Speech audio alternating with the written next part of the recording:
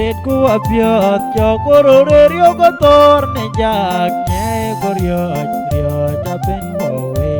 bir to ngabin wajai wade pion ye ter ne wak pion ye ro gam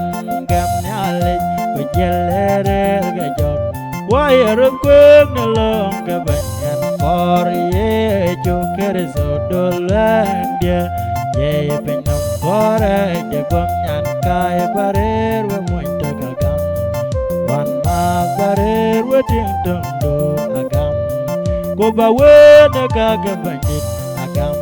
ye duani ne tiama ke we ya wa baptin ne byong de kere zo dulang de we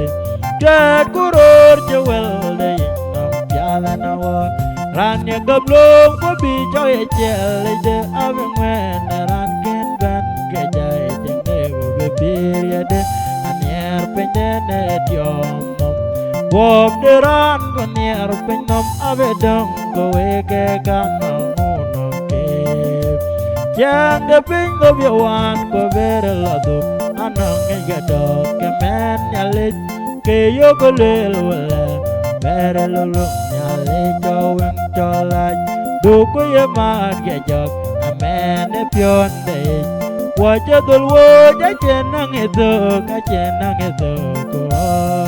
yo ko cho le do le kwa we ko to ka long amen ko ra long bin long mo kan ra je ke yin je pion de ting no pion lo yum pion ye me kat kuror je wel de no pyal na wa ran ye gam long ko bi cho e chele de aven wen ran ken ben ke jai chen de go be pir ye de anier pende ne tiom wop de ran ko nier pinom ave dong go e ke kan no no ke pir de ran ko mon chin go le ko wa yen cho ko loy karai ko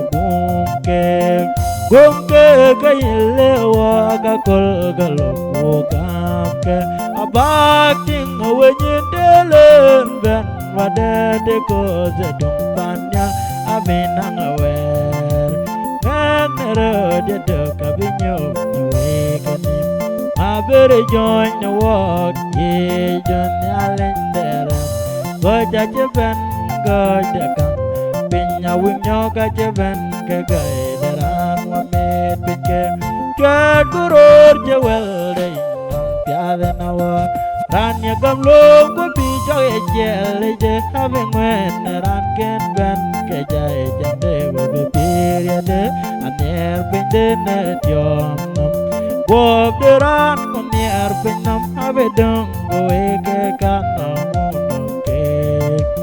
Yêu cô e cái chang nhà lên hai chia có cái lông của cha cái ran cha cái rơi của cha quên năm cha ran cái tung ra của tia cha ở phía là